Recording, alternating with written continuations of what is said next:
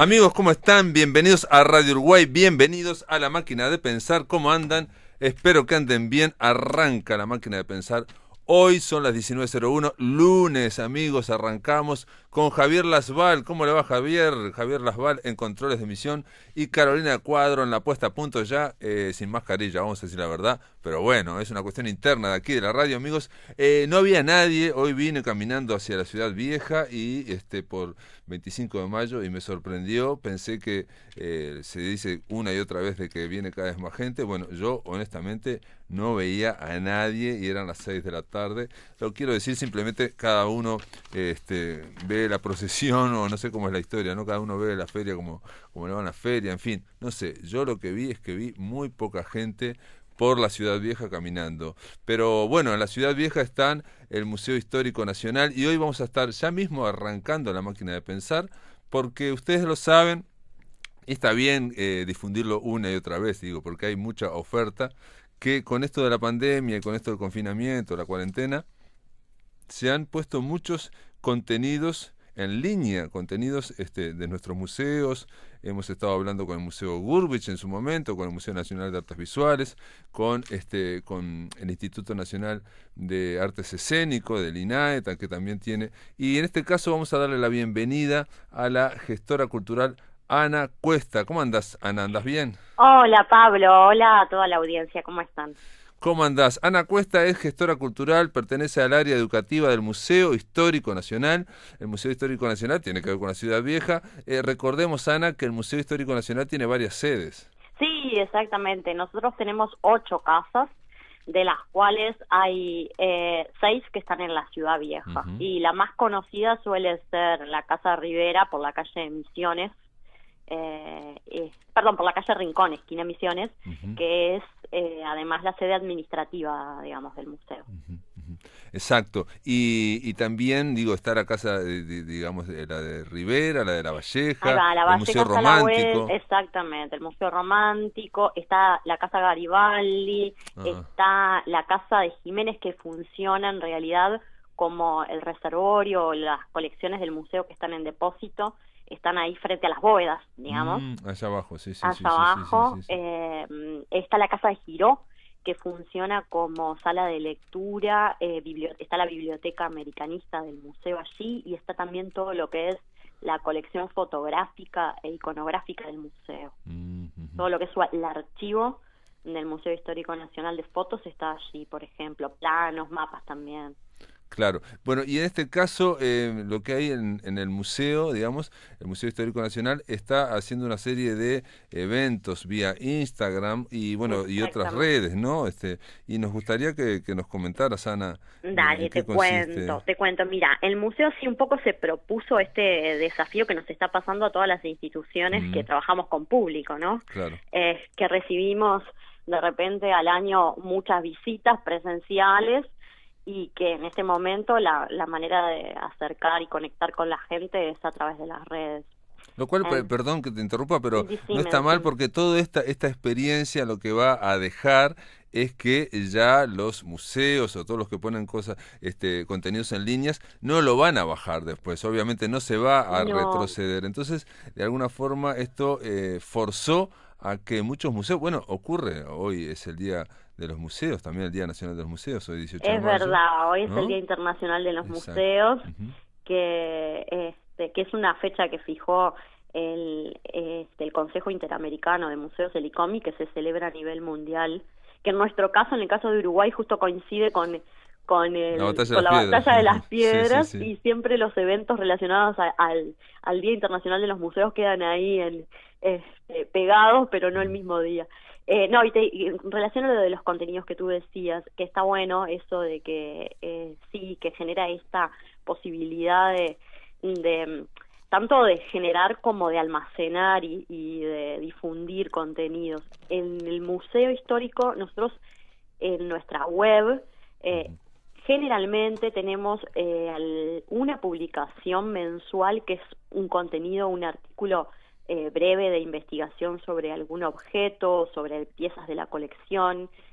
O sea, es un hábito que ya teníamos previo a la pandemia, pero que ahora nos ha pasado en este contexto de tener que producir más, digamos, ¿no? Claro, O de claro. tener que generar otro tipo de contenidos, quizá de un desarrollo más breve para optimizar el tiempo y poder también tener más cantidad o más variedad en la semana.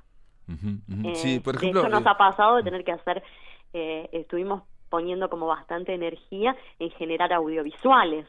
bueno, Eh, ese es otro esfuerzo también, ese es sí, otro que es otro esfuerzo. esfuerzo, Claro, claro. exactamente. Es como por un lado producir textos, por otro lado generar audiovisuales, también contenidos que sean a nivel gráfico, fotográfico, atractivos, ¿no? Claro, claro. Y en este caso, digamos, para aquellos que nos están escuchando y que les interesaría o les puede interesar ver las visitas guiadas del Museo Histórico Nacional, Mira, cómo hacen? mira, por ejemplo, la manera de acceder a los contenidos es a través de, nosotros tenemos una web oficial que es museohistórico.gov.uy, que allí están colgados, de hecho hay una sección de noticias y de artículos, y mismo en la página de inicio aparecen como los contenidos principales, ¿no? Entonces en museohistórico.gov.uy ahí es una forma de acceder. Y después tenemos en redes sociales, tanto en Facebook como en Instagram, vamos subiendo como una especie de breve reseña de lo que está en la web, ¿no? Como un resumen. Y ahí tenemos, nuestras cuentas son, en caso de Instagram, MHN_oficial, y en el caso de Facebook nos encuentran como Museo Histórico Nacional Uruguay, ¿no? Perfecto. Esas son como las formas de llegar a nosotros. Y después también tenemos un canal YouTube del Perdón, Museo. igual, digo, sumo otra, digo, aquellos que vayan al blog de La Máquina de Pensar, como siempre les digo, y bueno, el lunes donde está la charla con Ana Cuesta, si cliquean en Museo Histórico Nacional, van a ir directo digamos, a la página A la oficial, página, donde claro. aparece, entre otras cosas, lo primero que aparece es institucional y visitas guiadas, ¿no? Ahí va. Ahí Sí, pueden... generalmente las visitas guiadas, o sea, cuando en el caso de las presenciales, las agendas, o sea, tenemos agenda que es también por correo electrónico y vía telefónica, ¿no? En este momento ese tipo de propuesta de visita como tal no está teniendo lugar. Lo que estamos proponiendo es como otra serie de contenidos que ahora si querés charlamos un ratito, pero son de repente actividades en vivo en Instagram o mesas redondas de discusión y trabajo vía plataforma Zoom o vía ahora tenemos una actividad que como ha tenido bastantes inscripciones, ya llevamos como casi 400 docentes inscritos porque es una actividad sobre todo destinada a docentes. La universidad, la Facultad de Humanidades nos facilitó la plataforma para poder desarrollarla. ¿Qué es esa, perdón, es la jornada de actualización para docentes de historias, maestros y otros posibles interesados e interesadas que realmente que no sean necesariamente docentes? No, que estén interesados en lo que tiene que ver con la historia y lo que tiene que ver con los recursos didácticos y el uso del plano o el mapa en distintos contextos y a través del tiempo, ¿no? En el siglo XIX. Es una jornada esta que va a tener lugar un sábado a la mañana, el sábado 30, de 10 a 12, y está pensada un poco como con dos ejes. Un primer eje que plantea donde un profe de historia que es compañero del museo, parte del equipo educativo del museo y el director van a trabajar sobre lo que es el museo como un recurso para el aula, como un recurso educativo para el servicio de los docentes, y una segunda parte que tiene que ver con una exposición temporal que teníamos y tenemos en el museo, que la agarró la pandemia y pudo ser visitada unos pocos meses, de diciembre hasta marzo, ¿no? Sí, hasta marzo, claro. Hasta marzo la vieron, de hecho mucho de las que son instituciones educativas, escuelas, liceos, no la pudieron visitar porque ya habían terminado las clases en diciembre y Claro. no habían arrancado todavía o estaban arrancando en marzo. Entonces se pensó como una estrategia para difundir y para seguir trabajando con esa exposición, esta jornada, ¿no? Esta jornada destinada a docentes, en donde se cuenta un poco sobre la exposición, que es imaginar, medir y ordenar. Tiene que ver con el uso de sobre los mapas, los planos y los agrimensores en Uruguay. Esta exposición se elaboró junto con la Facultad de Humanidades, el Ministerio de Trabajo. Perdón, ¿cómo se llamó la exposición? La exposición se llama Imaginar, Medir y Ordenar mapas, planos y agrimensores en Uruguay.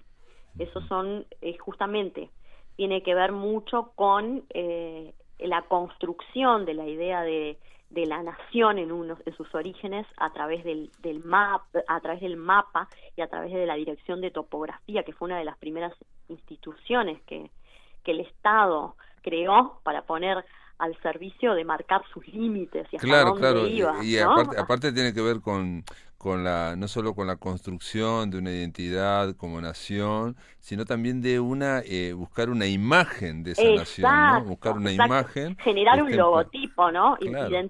Identificar, bueno, nuestro país es esto que hoy tenemos tan claro, que apenas vemos las líneas como del corazón de Uruguay, lo identificamos, esto de construir la imagen que tú decías. Claro. Y que si miramos, y de hecho esto está en la exposición. Y que todo eso es un proceso, ¿no? Todo eso fue un proceso histórico, no se dio de un día, no es del lunes al jueves que se hicieron todo. Exactamente. Y que si miramos los primeros planos, de hecho, de la Dirección de Topografía, los primeros elaboraciones de los agrimensores, los límites están muy difusos. Claro, ¿no? Pero y aparte todos los líos que ha habido con Brasil o con Argentina, en torno a islas o esto. Entonces hay una gran discusión que en general es solo de especialistas, ¿no? Pero que queda al margen, digamos, de la sociedad, pero bueno, ahí también hay como batallas que se dan, ¿no? Sí, totalmente.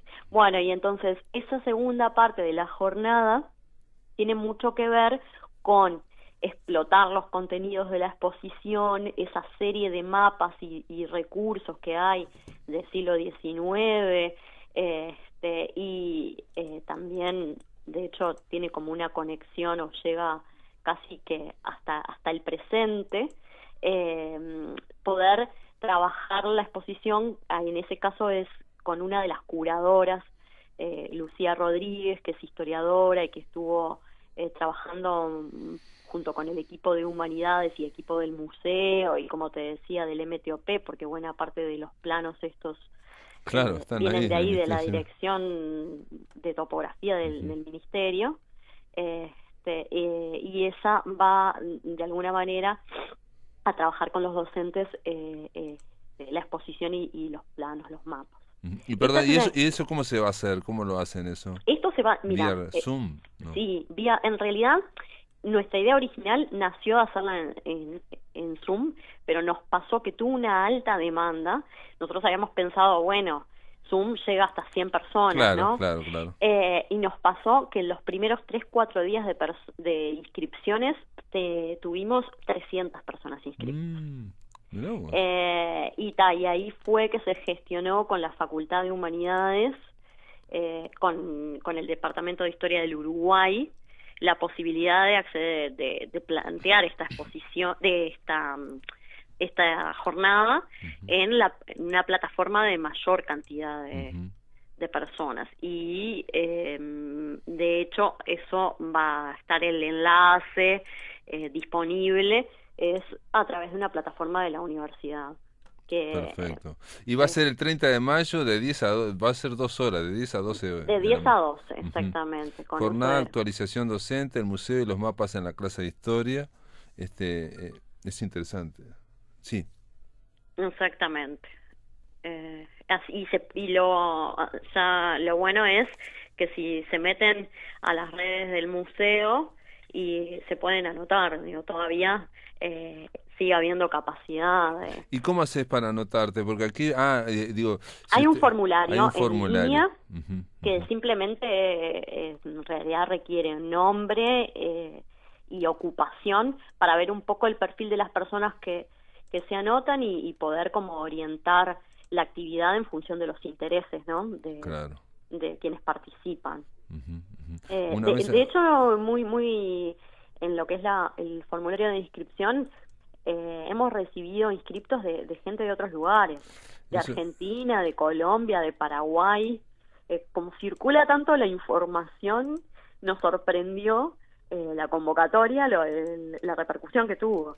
Interesante, no, porque eso es otra cosa, ¿no? Que ahí se pasan algunos límites, o sea, tiene sus pros y sus contras. Una de los famosos pros es eliminar la distancia, ¿no? O sea, la idea, sobre todo yo pensé que me ibas a decir, Ana, que había mucha gente del interior del país, Del por interior ejemplo, también, sí, ¿no? sí, del interior también, Ujú. muchos. Pero eso está buenísimo, porque esta jornada, de hecho, se organiza junto con APU, que es la Asociación de Profesores de Historia del Uruguay. Ujú. Y en APU están nucleados, evidentemente, docentes de todo el país. Claro. Entonces, de hecho, es ya el segundo año que se celebra junto con el Museo y APU, organizan una jornada para docentes específicamente, ¿no? E interesados también en la educación. Y la vez anterior, el año pasado, fue presencial. En este caso ahora va a ser una mesa virtual. Muy bien, entonces un poco, digamos, a ver si puedo resumirlo. Una Dale. jornada de actualización para docentes de historia y otros posibles interesados, que esto va a ocurrir el 30 de mayo de 10 a 12 horas, o sea, el sábado, ¿no? Y Sí. hay otra, bueno, los ciclos de vivo en Instagram que podemos hablar ahora, que son las tardecitas los viernes, por lo menos por lo que me dijiste. Y después tenés una mesa redonda en línea sobre colecciones de museo. Yo les Esa es quiero... mañana. Esa es mañana 19, ahora hablamos ya mismo. Yo lo que le quería decir que mientras estamos conversando ya está linkeado en el blog de La Máquina de Pensar también. Entonces, si van al blog de La Máquina de Pensar pueden entrar al Museo Histórico y la conversación que estamos ahora haciendo con Ana Cuesta es en torno a los ciclos de vivo en Instagram que vamos a hablar, en torno a la jornada de actualización que también está linkeada y en torno a la mesa redonda sobre colecciones de museo que es mañana a las 19 horas. Esa sí es vía Zoom. Esa es vía Zoom, exactamente. Y esa se planteó un poco por lo que arrancamos hoy conversando contigo, en el marco del Día Internacional de los Museos. Ah, claro. Entonces, para celebrar y visibilizar a los museos, lo que se pensó fue una mesa de discusión que pusiera el foco en las colecciones de los museos, ¿no? Y en distintos tipos de museos, ¿no? Historia natural, antropología, historia y artes visuales. Sí, en este caso dijimos, bueno, vamos a invitar a a nuestros compañeros de museos nacionales a discutir o a debatir el proceso de cómo se conformaron las colecciones y cómo tuvieron su origen y evolución o trayectoria cada una de estas instituciones que son el Museo Nacional de Artes Visuales, el Museo Nacional de Historia Natural, que en realidad es el más antiguo, el Museo Nacional de Historia Natural. ¿Y ese dónde está? Perdón mi ignorancia. Te cuento. Mira, ¿estaba al lado del Teatro Solís en algún momento? No. Sí, bueno, en un momento hace mucho. Exacto, hace mucho tiempo, que fue cuando después se incendió sí. ese edificio, y ahí el Museo Nacional de Historia Natural pasó a estar en depósito, en la que sigue estando parte de la colección, por la calle 25 de Mayo y Juan Carlos Gómez. Ah, mira. Pero siempre el museo hizo bastante actividad fuera de extramuros, porque como justamente estaba almacenado, se acercó mucho a lo que es escuelas y otro tipo de instituciones a visitarlos. Y también recibía y mostraba su acervo en el depósito, ¿no? Pero el año pasado, el Museo Nacional de Historia Natural abrió una pequeña parte de su exposición en donde era la antigua cárcel de Miguelete, que está el espacio de arte contemporáneo. Exacto, allá va, sí, Y a la vuelta por Miguelete Ujú. conectan, de hecho, el espacio de arte contemporáneo con el Museo Nacional de Historia Natural, y hay una obra que está en marcha ahí, para que todo lo que son las colecciones y del Museo Nacional de Historia Natural va a pasar a funcionar en ese local. Van a estar conectados ambas instituciones. Perfecto, perfecto. Y bueno, entonces, en la mesa redonda, está en línea, participa Javier González, que es el referente o responsable del Museo Nacional de Historia Natural, participa también el Museo Nacional de Antropología. Allí vamos a conversar con la directora, con Karina Erchini. Participa el Museo Nacional de Artes Visuales, que tuvo y sigue teniendo como directora Enrique Aguerre, exactamente. Aguerre, sí. Y el Museo Histórico Nacional con Andrés Aspiros, el director. Entonces, cada uno de ellos, si después dichan la reseña de la propuesta o de la actividad, va a contar un poco sobre el origen de sus instituciones y cómo se conformaron sus fondos, sus colecciones, y cómo se han ido transformando y de alguna manera modificando a través del tiempo, en función de cada contexto histórico, de los intereses, ¿no? De cómo se va ampliando la historia de cada institución, ¿no? No, y sobre todo la interacción también, digamos, con los directores, ¿no? Y con la sociedad, ¿no? Porque la idea del museo, eso lo hemos hablado muchas veces con Enrique Aguerre, ¿no? Es una idea de museo viva, ¿no? Donde y donde aparte se hay que buscar los cruces con otros museos, como en este caso, ¿no? O sea, digamos, ¿para qué? Para que la misma, digamos, el mismo material darle otra visualización o otra interpretación, ¿no? O sea, a mí me parece, por ejemplo, me parece muy novedoso simplemente esto, nomás, que el de artes visuales esté conversando con el de Museo Histórico Nacional o con el de Historia Natural. Me parece un poco sorprendente. Quizás lo han hecho muchas veces, digo, ¿no? Pero está bueno oírlos. Sí, y es muchas veces a partir de esos diálogos y de esas conexiones interdisciplinares que surgen proyectos, obvio, ¿no? Obvio. Sí. Cosas de repente súper interesantes de cómo se combinan.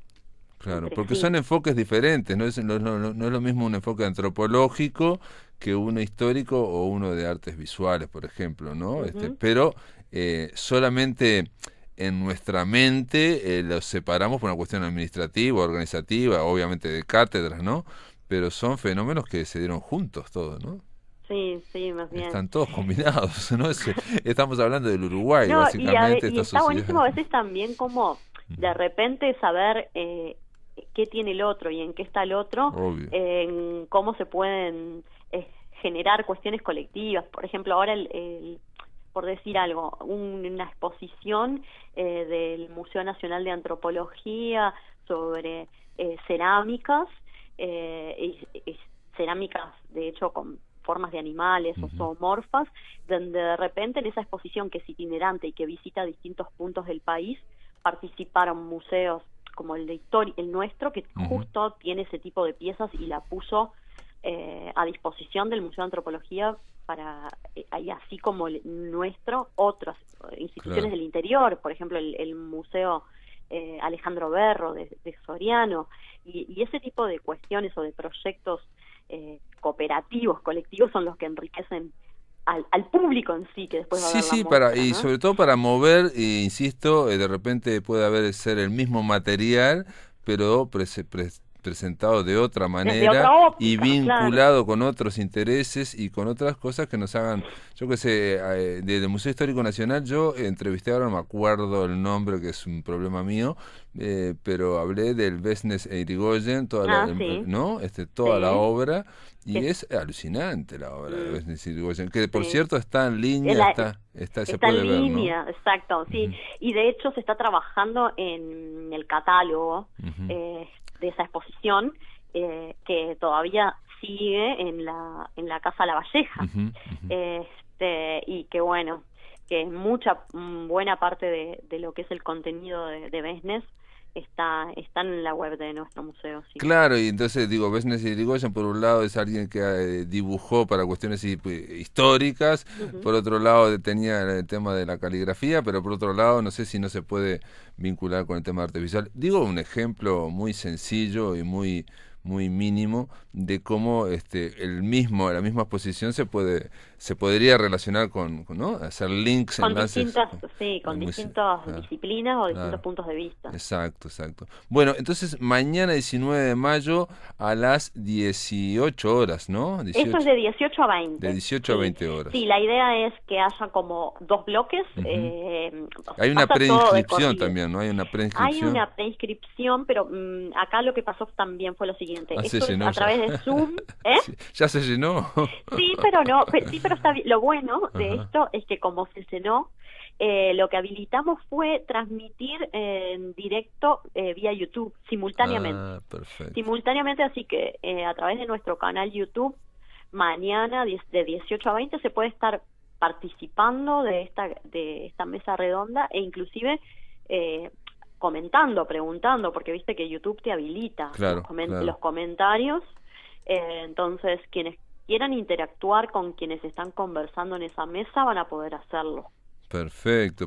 Bueno, entonces, la invitación es mañana de 18 a 20 horas, en mesa redonda en línea, digamos, estos 4 directores de los 4 museos, ¿no? Del Museo Nacional de Antropología, Museo de Historia Natural, Museo de Artes Visuales y el Museo Histórico Nacional, van a estar debatiendo, conversando, intercambiando experiencias y se pueden comentar, eso es lo más importante, porque de alguna forma, solamente, incluso hasta simplemente decir lo felicito, está bárbaro, digo, ¿no? Cualquier comentario sirve y sobre todo para aquellos que les interese ver en qué está esto. Y finalmente nos falta los vivos de los viernes. Vivos. ¿Qué pasó? Ahí va, las transmisiones en vivo vía Instagram. Ahí también, un poco pensando en este mes de mayo, que tiene como eje, en el caso para celebrar a los museos, tiene como eje el tema de la diversidad y la inclusión.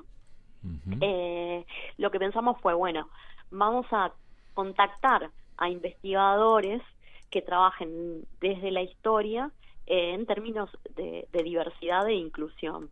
Y así lo que hicimos fue proponer 4 temas, 4 viernes, 2 que ya tuvieron lugar, ¿verdad? Y los 2 que vienen, donde el eje principal fue, en el caso, uno de los temas fue la historia de género, o sea, historia y género como temas a discutir, con Inés Cuadro, que el año pasado, hace un par de años ya, editó su tesis doctoral, de hecho, sobre feminismo en el siglo XIX.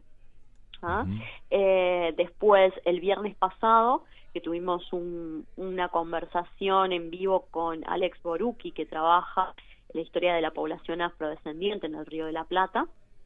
Y este viernes próximo, el viernes 22, vamos a estar en vivo dialogando con Diego Braco, que él investiga sobre historia de las poblaciones indígenas en el territorio de lo que hoy es Uruguay, ¿no? Que es un tema súper importante, perdón que te interrumpa, porque sí, poblaciones indígenas en el territorio actual de Uruguay, debatiendo sobre pasado, presente y identidad. Diego Braco, 19 horas este viernes, porque entre otras cosas se ha escrito y se ha dicho mucho sobre los indios, los aborígenes, ¿no? Y entonces como que los uruguayos hemos pasado de décadas de decir que no había ninguno a decir que ahora que somos todos, está lleno. O a veces también a decir que, no sé, a simplificar la cuestión a que en el territorio uruguayo se identifica con charrúa y la garra charrúa cuando sabemos que había otra diversidad de poblaciones y que había otras poblaciones que numéricamente eran mayores a la... No, y yo me enteré en la historia mínima del Uruguay, en el libro de Gerardo Caetano, que vale la pena comprar, porque realmente en apretada síntesis tiene que escribir toda la historia del Uruguay desde los orígenes. El comienzo, él dice que los charrúas estaban en Entre Ríos y Exacto, se cruzaron al Uruguay a principios del siglo en época tardía, XIX. O sea, a principios del siglo XIX, o sea, en 1800 no sé qué, ahí empezaron a cruzar. Entonces, ahí le pregunté, porque me sorprendió ese dato mucho, y me dijo que bueno, que se basaba en investigaciones, que era sorprendente, que los indios que estaban aquí no eran los charrúas se cruzaron. Sobre todo había bastante población guaraní y otras poblaciones que no le podemos identificar con un nombre porque de repente no fueron consideradas en fuentes históricas, pero que sí aparecen a nivel arqueológico, ¿no?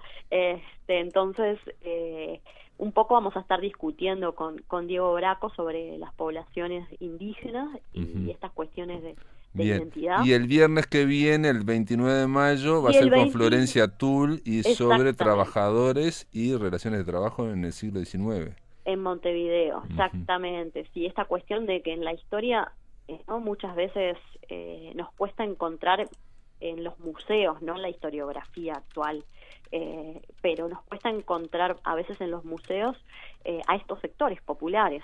Son no los museos, por ejemplo, muchos de ellos fueron conformados con la historia de las élites. Entonces, es una lucha también ir incorporando a todos los que faltan en el relato, en el guión, en el discurso. Claro. Cosa que la academia lo hace, o lo ha venido haciendo, pero que a veces en el terreno de los museos es algo como que cuesta más o ha costado más introducirlo. En los últimos años sí se está intentando ampliar el relato, ¿no?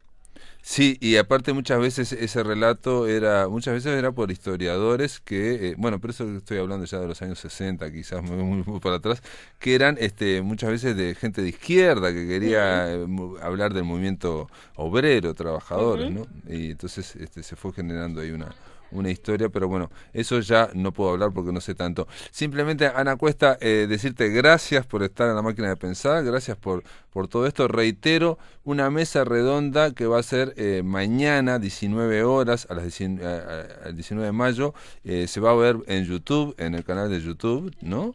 Sí, en el canal de YouTube del museo. Del museo. Del Museo Histórico. Y que ya lo estamos linkeando acá. Y después va a haber una jornada de actualización para docentes de historia y otros posibles interesados. Eso va a ser el 30 de mayo y los viernes a las 19 horas por Instagram. Bueno, tienen que ir ahí a donde está Instagram. Pero bueno, todo esto que estamos conversando con Ana está linkeado en el blog de La Máquina de Pensar. Lo del ciclo vivo de Instagram, una mesa redonda en línea sobre colecciones que va a ser mañana y que va a ser a través del canal de YouTube.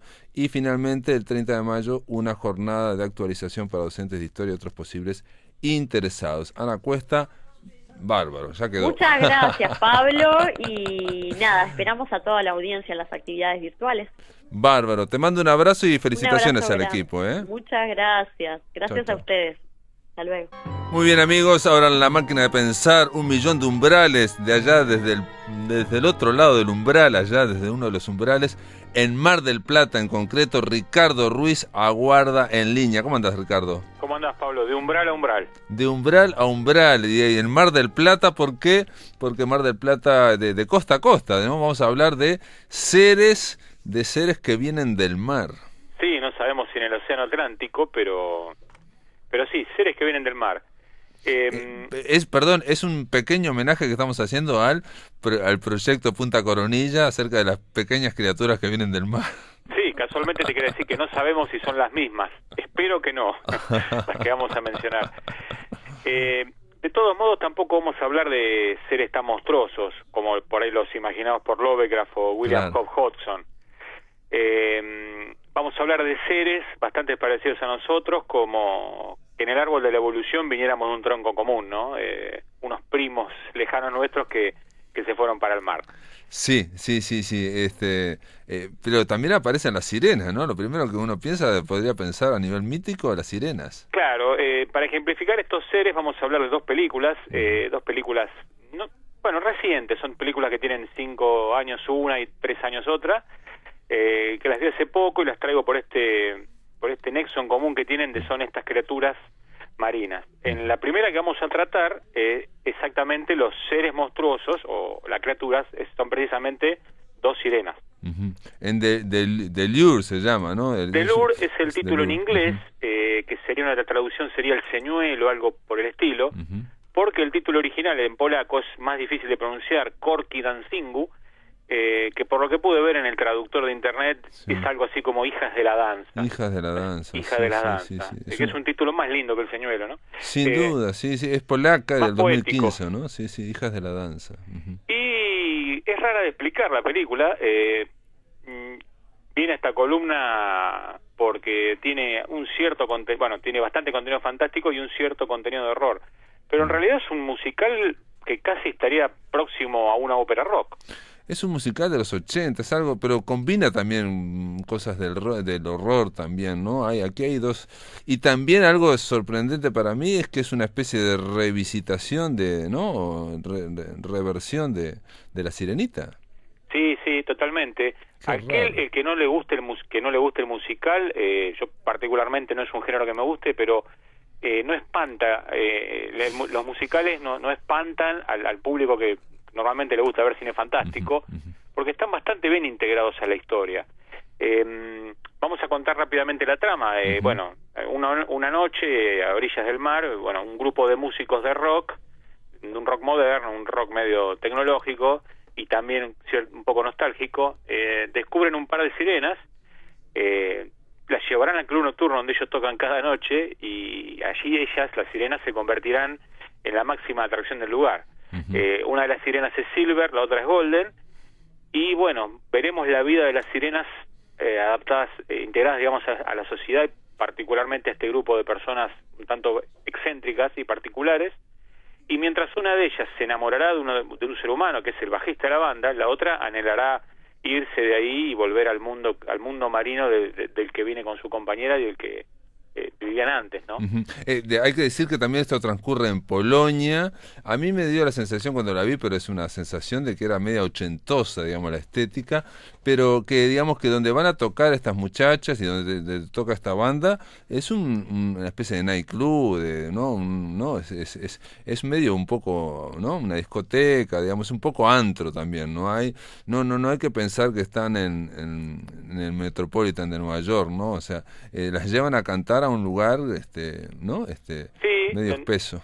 Yo no recuerdo ahora si vemos algún año en particular, pero la estética remite años A. De hecho, algunas de las canciones que vamos a ver, algunas son originales y otras son reversiones. Por ejemplo, creo que de I Feel Good, temas clásicos así que están reversionados modernos, pero manteniendo ese tono de nostalgia.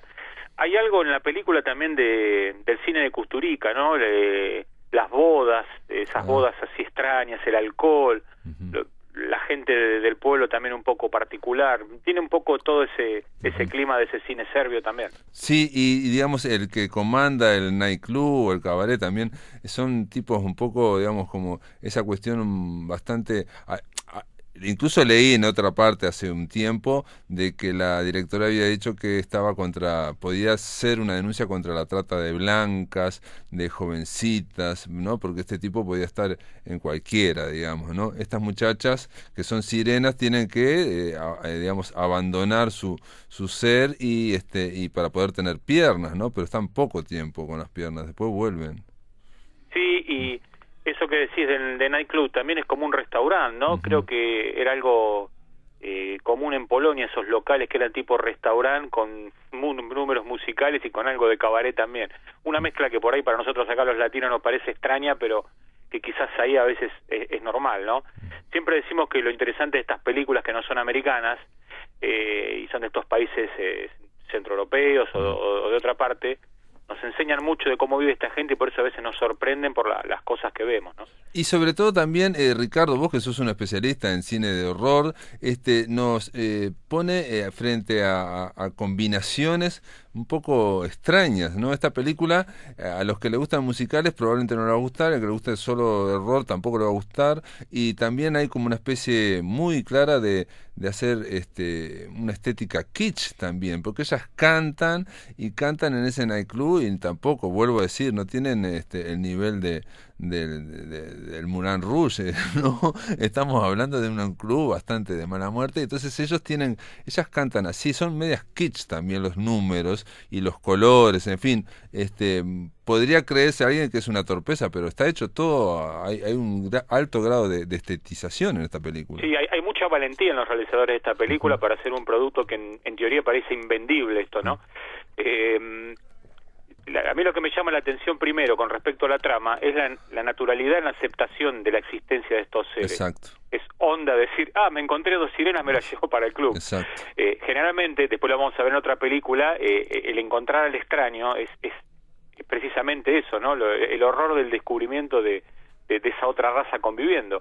Acá lo más natural, las dificultades empiezan luego en la integración a esta sociedad. Exacto. Porque enseguida las hacen parte de este negocio del que todos viven, el que hace la comida, el dueño del club, el que canta, el que hace, no sé, magia, sí, está todo mezclado. Y la reversión de la sirenita está precisamente eso, la sirenita se enamora de un digamos humano y puede perder la voz ¿no? O sea, que es lo mejor que tiene la sirenita por el amor a ese ser humano, digamos, ¿no? Sí, y una cosa me gustaría decir es que en las sirenas, mejor dicho, pues son ya chicas grandes, de esta película se mezcla la feminidad con lo monstruoso, porque las colas de sirena que ellas tienen no son las de Disney, son parecen los tentáculos o partes de un pez de verdad, incluso en la película se habla de que no tienen buen olor. Exacto, no tiene muy bueno, parece un bacalao gigante, digamos, o sea, no hay una belleza, ¿no? En ese sentido. Y hay que decir que más allá de esto, que puede parecer algunas cosas bizarras o lisérgicas, está muy bien, no sé el presupuesto que le encontró la película, pero está muy logrado. Los efectos visuales se ven muy físicos. Sí. No se nota tanto si hay el CGI de computadora, se nota muy físicos. Sobre todo en las transformaciones de la sirena. Hay escenas gore, de asesinatos y eso. Sí, porque ellas aparte son como vampiras o asesinas también, ¿no? Al mismo tiempo, ¿no? Y otro detalle que yo ahora lo estoy relacionando con David Cronenberg, es la idea de mostrarte el horror, pero con crudeza orgánica. Entonces, estas colas de estas sirenas no son para nada idealistas, son eso, como un enorme bacalao. Entonces, la mitad es muy bella y la otra mitad no. No, exacto. Y es un poco una de las cuestiones, ¿no? Y las dudas que va a tener uno de los protagonistas. Algo que quiero decir, hay una escena de una intervención quirúrgica que es realmente espectacular, filmada con muy poco y realmente es impactante. Bueno, es impresionante. Sí, está muy bien. De hecho, te digo que vi la segunda película de esta directora, que tenía solamente 2 películas, y es otra cosa, se llama La Fuga, y está en plan drama existencial y demuestra que es una directora interesante, ¿no? Aquí fue muy valiente. Pero cambio de género totalmente, ¿no? Totalmente. Es una cuestión existencial. Es una mujer que perdió la memoria y tiene que recuperarla nada más. Muy existencial. Bien. Y bueno, esta sería nuestra primera recomendación. Sí. No hay mucho más para decir. No está en Netflix esto hay que buscarlo por internet, que por ahí anda. En los mares de internet hay que buscar a Delure, que se llama esta película polaca, y que vale la pena por lo menos como original y como algo, por lo menos a mí me llamó la atención. Y otro detalle, son de esas películas que no se olvidan fácilmente. Estamos viendo tanta cosa tan similar una a la otra, que ya no nos acordamos de lo que pasó hace 15 días. Esta película, yo hace años que la vi, la he recomendado, hay mucha gente que no le ha gustado, otra gente que sí, no es fácil de olvidar, sobre todo por lo que decías vos, por la realización cinematográfica. Sí, yo también la vi con ese sentido, y la otra película que iba a recomendar también. Es difícil a veces encontrar, por ahí en el terror hay más películas, en la ciencia ficción también, que escapen de lo común, y en lo fantástico es más difícil. Generalmente se encasillan en películas más para adolescentes, con mucho efecto especial, pero es difícil encontrar algo que pueda escaparle un poquito a lo habitual, ¿no? Y siempre digo que a veces un poco lo que podemos recomendar en esta columna también es de lo más común y lo más vulgar hasta cosas que escapen, ¿no? Para mostrar la amplitud de estos géneros, ¿no? Bueno, La piel fría es la otra película que recomendaste, la vi ayer y me dejó frío. Me sorprendió lo similar que es con El Faro, ¿no? Hay muchas similitudes. Es anterior. Esta es del 2017, El Faro del 2019. Bueno, esta película está basada en una novela que fue muy famosa en España, de Albert Sánchez Piñol. Es una novela del 2002. La novela es más o menos lo que cuenta esta película que vamos a comentar. pero con un nivel de profundidad muchísimo mayor. La novela se editó en 2002 en catalán y 3 años después llegó al idioma castellano, llevando la fama a este escritor, que después sacó otras novelas, Pandora en el Congo y varias otras que han sido exitosas también. Yo la novela no la leí, fue llevada al cine en 2017 por un director francés, Xavier Gens, y estamos hablando de una coproducción también francesa y española, con la cual también le estamos escapando otro producto americano. La sinopsis es muy parecida al Faro, la película que ya hablamos en esta columna y que también llegó al vuelo del Cuervo. Es un joven que llega a una isla perdida a mitad de la nada como meteorólogo, justo ambientado antes de empezar la Primera Guerra Mundial. La idea es que se quede un año ahí, lo que va a hacer ahí él es medir los vientos, tomar datos de las mareas y ese tipo de cosas, con los instrumentos que había en la época. En esa isla hay solo otro habitante, un tal Gruner, que aparentemente es el farero, porque está en el faro, ¿no? Pero bueno, pronto descubrirá que a la noche hay unos seres que salen del mar, a mitad de camino entre el hombre y el pez, que no son nada amigables y que van a atacar las dos construcciones de la isla, la casa del meteorólogo y el faro, ¿no? Como si fueran hordas de zombies. El protagonista nuestro descubrirá que Gruner tiene como mascota a un ejemplar femenino de este seres que lo tiene como si fuera un perro, ¿no? Perro maltratado que lo está obedeciendo. Esto genera dudas en el protagonista y lo hará ver cómo enfrenta el futuro en esa isla, si se enfrenta a estos seres o intenta comunicarse con ellos. Claro. No, hay un detalle, digamos, que comentaste con Delure y también aquí se podría decir, es que el encuentro con los monstruos o con lo desconocido se hace muy rápido, ¿no? En los primeros 10 minutos ya aparecen y a mí me sorprendió esa rapidez, ¿no? Totalmente. Una de las críticas que ha tenido esta película, si uno busca por internet, ha sido bastante castigada por la crítica. Si uno lee estas críticas, lo primero que va a ver lo primero que hacen es compararla con la novela. Eso es lo primero que uno ve. Entonces, condensar una novela que por lo que yo he leído de la novela, que la novela, repito, no la he leído, es una novela muy profunda que habla sobre el colonialismo, sobre un montón de temáticas que toca Sánchez Piñol, que evidentemente en 2 horas no están en la película, ¿sí? Esto es algo que una vez hablamos cuando hablábamos de Cementerio de Animales de Stephen King, que por ejemplo en la novela Stephen King se toma 20 o 30 páginas para hablar de los rituales funerarios en Estados Unidos, y en la película la escena del velatorio dura 3 minutos. Claro. Entonces, siempre hablamos de lo que es una adaptación, ¿no? Que se haga una buena película. Yo creo que son cosas que evidentemente tienen que perder porque lo que no está es lo más literario está en la novela y el que quiera que vaya a ver la novela. Yo creo que así todo es una película muy entretenida, de muy buen ritmo. Sí, de buen ritmo, sí. Un poco tambaleante en cuanto a los géneros, pero eso tampoco es malo. Hay momentos que parece una película de terror, la típica horda de zombies que avanza, pero creo que el autor tiene mucho amor por la novela original. La fotografía es excelente, los efectos están muy bien también. Muy bien la actriz que hace de una de estas criaturas. Sí, que es española. Y yo diría que hay un problema de casting, de que el que hace de joven, que viene a... protagonista, el protagonista no sé si da tan no, está mucho mejor el otro actor, el que hace del farero, me parece que tiene una presencia un poco, sin duda, un poco mejor. Y yo pensaba, comparándola con el Faro, que Robert Pattinson en el Faro hace una gran actuación, ¿no? Los dos hacen una gran actuación. Aquí digamos, nuestros ojos, que son los de este muchacho, no es muy emocional, digamos. No, yo creo que le falta intensidad. Creo que está muy bien lo que es la ambientación, la isla, como se ve. Son paisajes muy de Lovecraft en algunos momentos, de Hodgson, aunque no estén esas criaturas tan monstruosas, pero sí logra el paisaje, el faro, como está puesto. Todo eso me parece que está muy, muy, muy bien.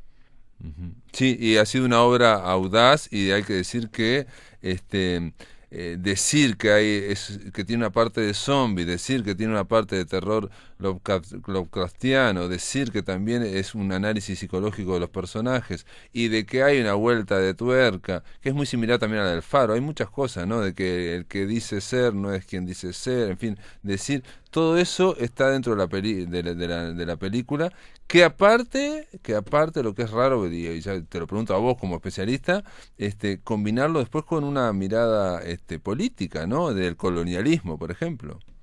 Sí, totalmente. Eso es lo que se hace hincapié en la novela de Piñol, que después de esto me dieron ganas de leer esa novela, ¿no? Por la profundización de esto, y que quizás se queda un poco corta en la película, que apunta más no digo un entretenimiento, pero sí una historia mucho más condensada, ¿no? Sí, o por lo menos a cambiar el tema del enfoque, del punto de vista. ¿En qué sentido? Así como vemos películas de zombies, donde ya damos por supuesto que todos los zombies son malos, así, yo que sé, los conquistadores españoles que vinieron aquí podían ver, yo que sé, todos los aztecas como zombies, ¿no? Entonces después de viendo la historia podemos decir, bueno, miren, no eran zombies, no sé qué, había otra cosa, ¿no? Ustedes no lo entendieron. Claro, hay una lectura que debe estar en la novela también antropológica, ¿no? La pregunta que se hace en la película es quién es el monstruo para quién. Claro, que hay un giro, y claro. si realmente los habitantes legítimos de ese lugar son las bestias, tenemos que preguntar también si podemos llamar bestias a algo que forma parte de una civilización. Claro. Rudimentaria, pero una civilización al fin y al cabo. Sí, bueno, era... Y quizás mucho más civilizada que los personajes que están en la isla, ¿no? Los humanos. No lo sabemos, no lo sabemos, pero en un momento, en una película de zombies, que alguien diga, yo quiero exterminarlos, es una cosa. Ahora, si estamos en una película, yo que sé, contra los aztecas, y dice, yo quiero exterminarlos, bueno, es otra, ¿no? Exacto. Y acá en un momento nos llegamos a plantear eso, ¿no?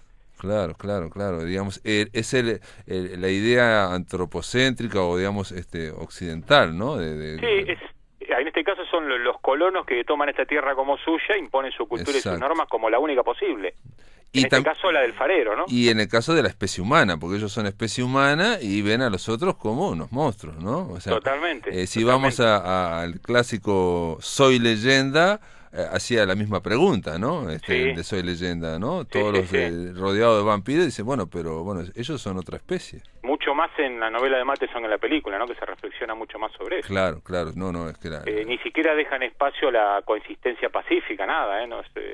No, en la novela, yo me refería a Soy Leyenda, a la novela que tiene toda una reflexión, varias obras de Matheson, es sobre la idea de que no solo no somos el centro del mundo, sino que tampoco somos el centro de la naturaleza.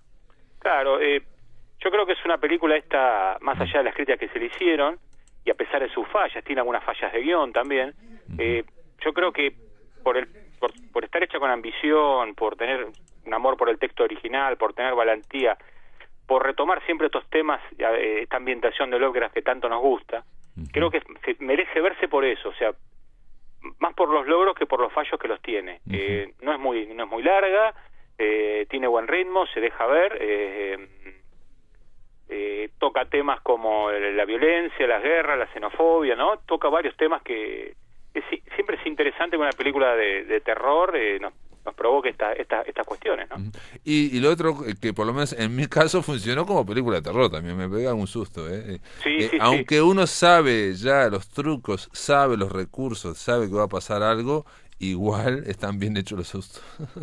Tiene cosas muy interesantes con respecto a los ataques, a los efectos y a los giros de guión. Pero claro, uno al haber visto el Faro no es como que es muy parecido. Es muy parecido al Faro. Lo que pasa es que el Faro era de terror psicológico, aquí es terror explícito.